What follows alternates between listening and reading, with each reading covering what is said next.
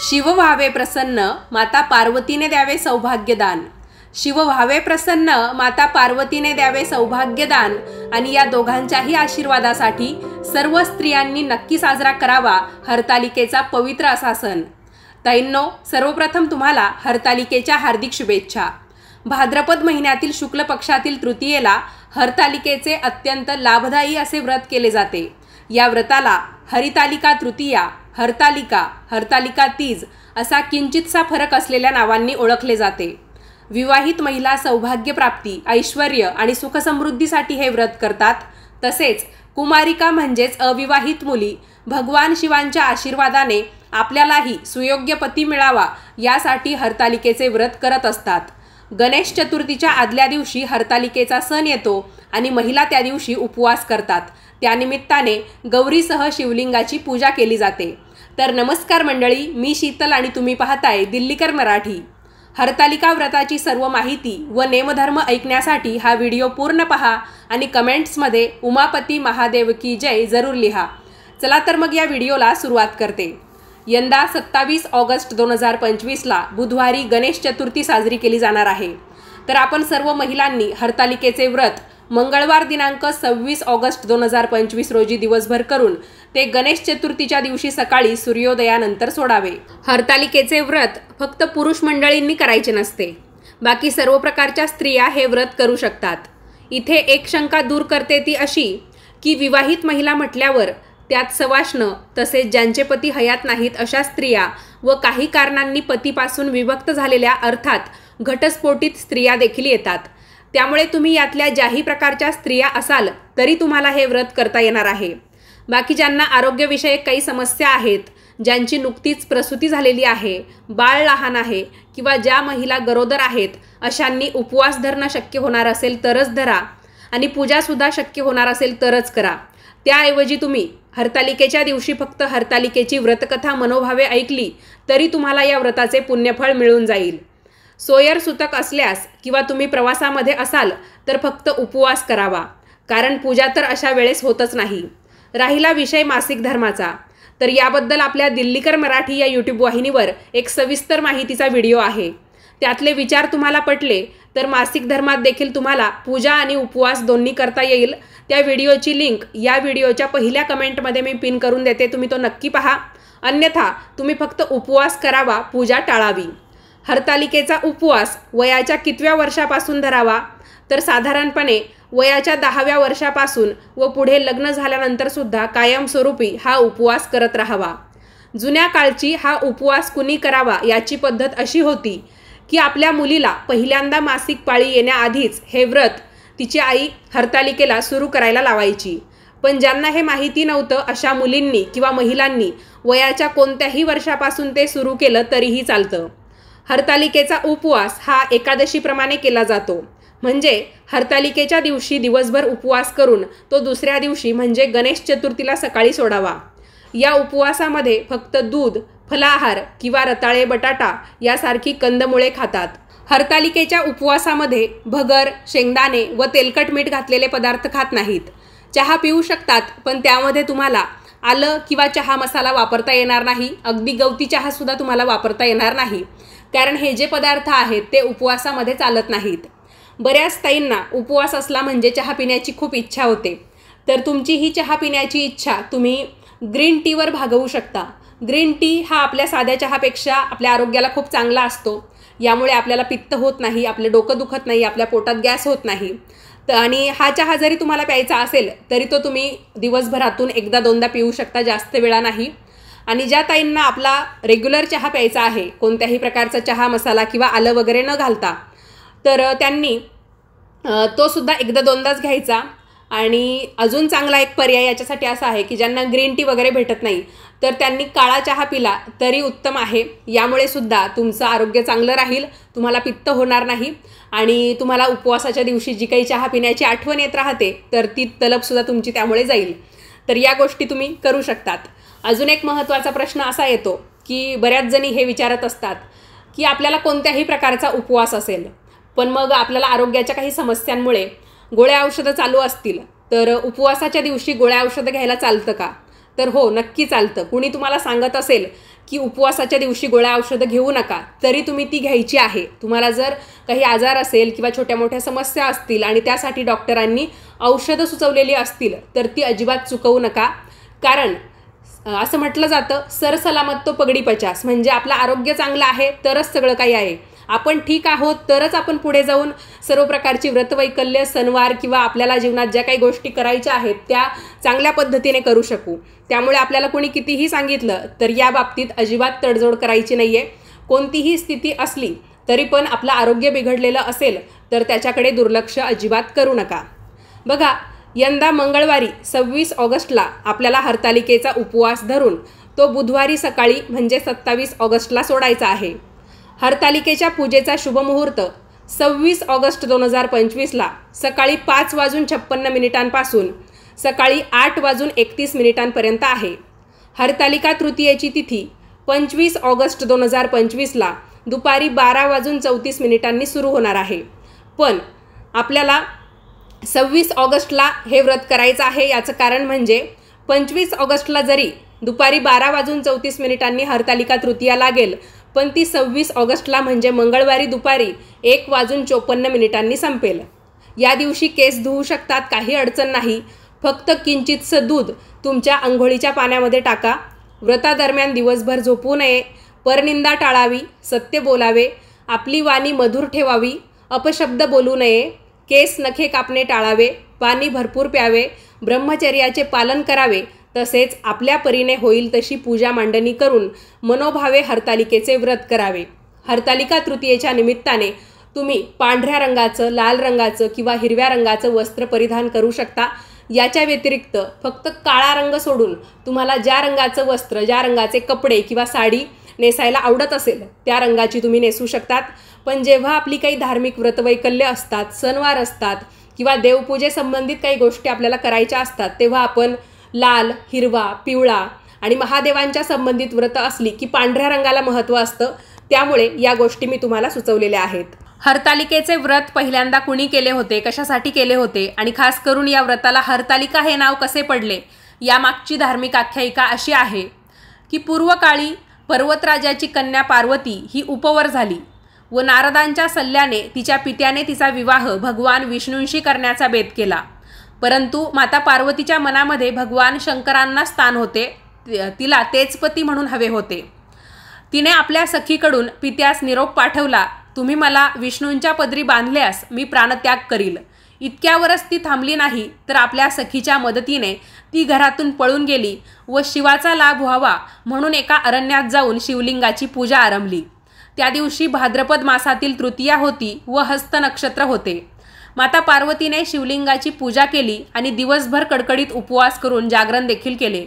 तिच्या तपाने भगवान शिव प्रसन्न झाले आणि त्यांनी पार्वतीच्या विनंतीला मान देऊन पत्नी म्हणून तिचा स्वीकार केला, अशी आख्यायिका आहे. तर यामुळेच या व्रताला हरतालिका हे नाव पडले आणि हरतालिका शब्दाचा अर्थसुद्धा खूप छान आहे, तो मी तुम्हाला समजावून सांगते. तर ताईंनो, हरतालिका शब्दाचा अर्थ असा आहे, हर म्हणजे हरण किंवा अपहरण, ज्याचा अर्थ घेऊन जाणे किंवा पळवून नेणे असा होतो.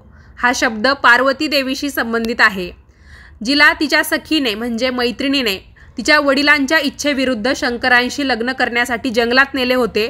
त्यामुळे हरतालिका म्हणजे जिला नेले ती किंवा सखीने नेलेली असा होतो. आणि हरतालिका व्रतामागचा आशय असा आहे, शिवपार्वती किंवा उमामहेश्वर हे जगताचे मातापिता म्हणून ओळखले जातात, आदर्श पतीपत्नी म्हणून ओळखले जातात आणि माता पार्वतीनेच सर्व स्त्रियांना सौभाग्याचे वरदान दिलेले आहे. स्त्रीतत्व आणि पुरुषतत्व यांच्या मेळणीतून विश्वाची निर्मिती झालेली आहे, म्हणून आपण या तत्वांचे पूजन करतो. आदिशक्तीच्या पूजनातून त्याचे प्रकटन आपल्यात व्हावे म्हणून आपल्याला हरतालिकेच्या निमित्ताने शिवपार्वतीकडे मनोभावे प्रार्थना करायची असते. आता मी तुम्हाला अगदी थोडक्यात हरतालिका व्रताचा पूजाविधी सांगते. अतिशय साधा सोपा आणि पारंपरिक असा विधी आहे. तर हरतालिकेच्या दिवशी आपल्याला आपल्या घरच्या घरी किंवा मंदिरामध्ये जाऊनसुद्धा शिवसृष्टी स्थापन करून त्याची पूजा करता येईल. शिवसृष्टी म्हणजे आपल्याला काय करायचं असतं, एकतर मातीपासून किंवा वाळूपासून आपल्याला शिवलिंग, त्याचबरोबर सखी, पार्वती, गणपती आणि नंदी यांच्या प्रतिकृती बनवायच्या असतात. प्रतिकृतीसुद्धा आपल्याला अगदी मानवी वाटतील अशा बनवायच्या नसतात, म्हणजे माणसांसारखे चेहरे वाटले पाहिजे असं काही बनवायचं नसतं. तर फक्त एक शिवलिंग बनवून त्याच्या दोन्ही बाजूंनी आपल्याला सखी, पार्वती, गणपती आणि नंदी यांच्या नावाने माती वापरली असेल तर मातीने किंवा वाळू वापरली असेल तर वाळूने छोटे छोटे मातीचे ढीग बनवायचे असतात, ज्याला आपण वाळूच्या किंवा मातीच्या राशी देखील म्हणू शकतो. तर या पद्धतीने आपल्याला बनवायचं असतं. त्यासाठी आपल्याला व्रत सुरू करण्यापूर्वी म्हणजे पूजा मांडण्यापूर्वी अगोदर संकल्प करावा लागतो आणि त्यानंतर आपण यांची पूजा करू शकतो. आणि या पूजेला सौभाग्य लेणी, 16 प्रकारच्या पत्री, नैवेद्य, फुलं वगैरे अर्पण करून धूपदीपांनी ओवाळून छानपैकी रांगोळी काढून पूजा करू शकतो. बऱ्याच ताई काय करतात, जशी आपली सत्यनारायणाची पूजा असते ना, की आपण पाटाच्या किंवा चौरंगाच्या कडेने केळीचे किंवा कर्दळीचे खांब लावतो किंवा पाटाच्या कडेने आपण म्हणजे संपूर्ण जो पाट असतो त्याच्या कडेला आंब्याच्या पानांचं तोरण लावू शकतो किंवा वरतीसुद्धा मंडपाप्रमाणे करू शकतो. अशा पद्धतीची ही पूजा मांडतात. पण प्रत्येकीला हे काही शक्य होईल असं नाही. जागेअभावी किंवा आजकालचा जो वेळ आहे तोच प्रत्येकाला एवढा मिळत नाही. त्यामुळे अगदी साधी सोपी पूजा तुम्ही मांडली तरीही चालेल.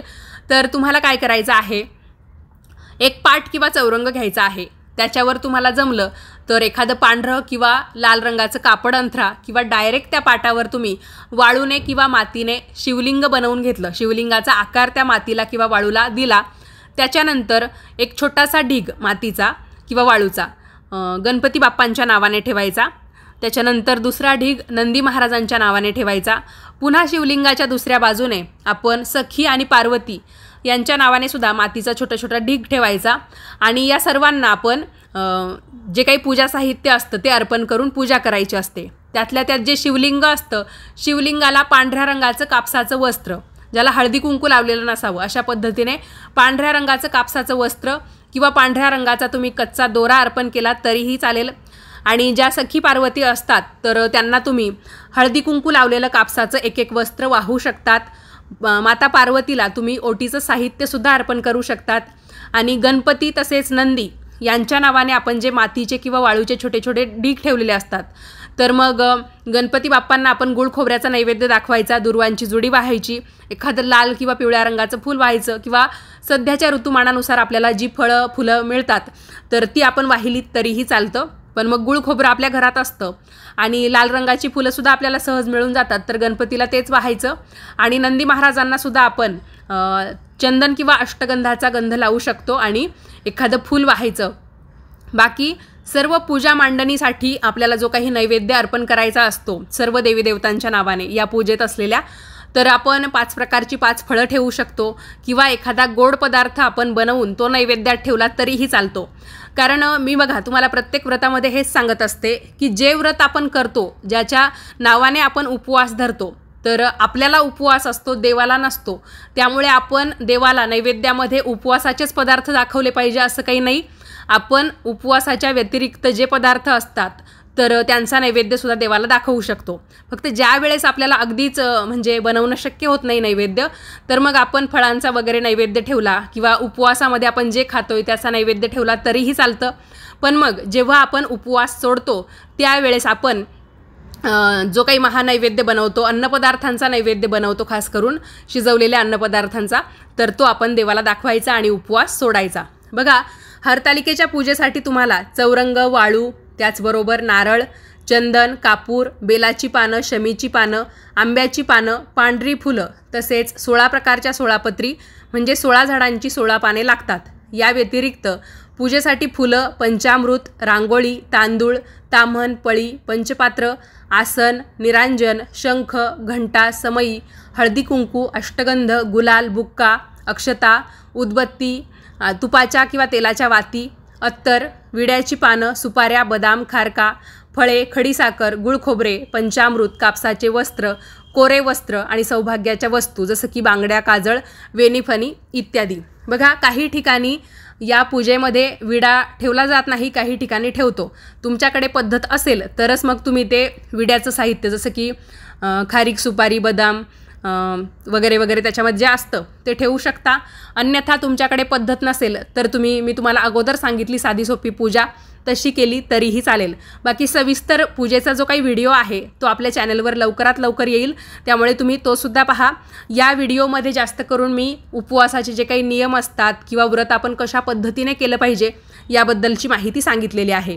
हरतालिकेच्या दुसऱ्या दिवशी म्हणजे ज्या दिवशी गणेश चतुर्थी आहे त्या दिवशी सकाळी तुमच्या जेवणाच्या वेळेस म्हणजे जसा तुमचा स्वयंपाक होईल तसं तुम्ही सर्वप्रथम देवाला नैवेद्य दाखवा। नैवेद्याला काही विशेष बनवू शकणार नसाल तर दही भाताचा नैवेद्य दाखवला तरीही चालेल किंवा जे काही बनवाल साधंसुधं ते दाखवलं तरीही चालेल नैवेद्य म्हणून। त्यानंतर तुम्ही उपवास सोडू शकता।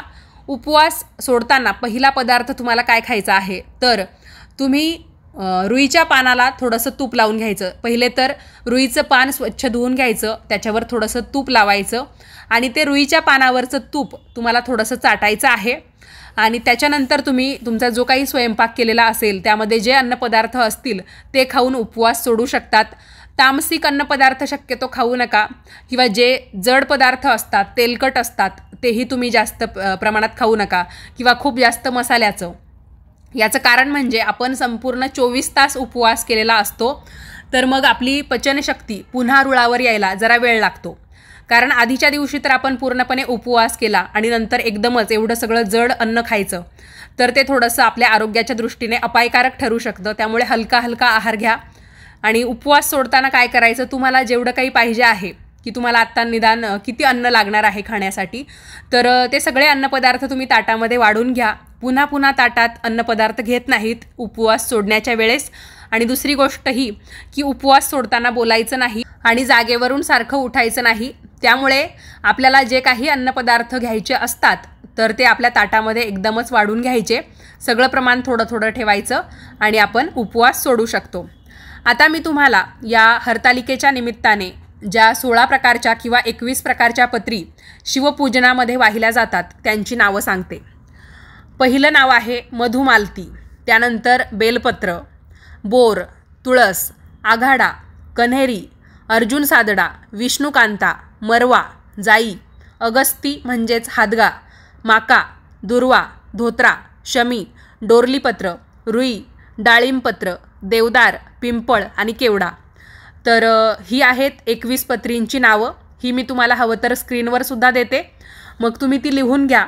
आणि शक्यतो काय होतं जेव्हा हरतालिका तृतीया येते तर त्या निमित्ताने किंवा गणेश चतुर्थीच्या निमित्ताने सुद्धा या पानांचा उपयोग होतो तर बाजारामध्ये आपल्याला या सर्व पानांची एक जुडीच मिळून जाते, तीच आपण घरी घेऊन यायची म्हणजे गणपतीलाही कामात येईल। आपण हरतालिकेला सुद्धा यातलीच काही पानं वापरू शकतो म्हणजे 2 जोड्या तुम्ही आणल्या तर एक गणपतीला कामात येईल आणि एक तुम्ही हरतालिकेच्या पूजेसाठी वापरू शकाल। पण ज्यांना अगदीच हे मिळत नाही, ज्यांच्या भागात हे उपलब्धच होत नाही बाजारात सुद्धा, तर तुम्ही काय करायचं 5 प्रकारच्या 5 झाडांची पानं किंवा तुम्हाला जेवढी मिळतील तेवढी पानं शिवलिंगावर वाहिली तरीही चालेल। तर बघा काही पानं जी आहेत ती आपल्याला अगदी सहज मिळून जाऊ शकतात, जसं की आंब्याची पानं, त्याचबरोबर बेल आपल्याला सहज मिळून जातं, बेलपत्र, आघाडा, दुर्वा, त्याच्यानंतर एखाद्या फळझाडाचं पान जसं की पेरूचं पान। अजून सांगायचं झालं तर आपल्याला ही रुईची जी झाडं असतात किंवा पिंपळाची झाडंसुद्धा अगदी सहज कुठेही पाहायला मिळतात तर आपण यांची पानं घेऊ शकतो। आणि आपल्या घरी तुळस असते तर तेही पान शिवलिंगावर वाहिलं जातं।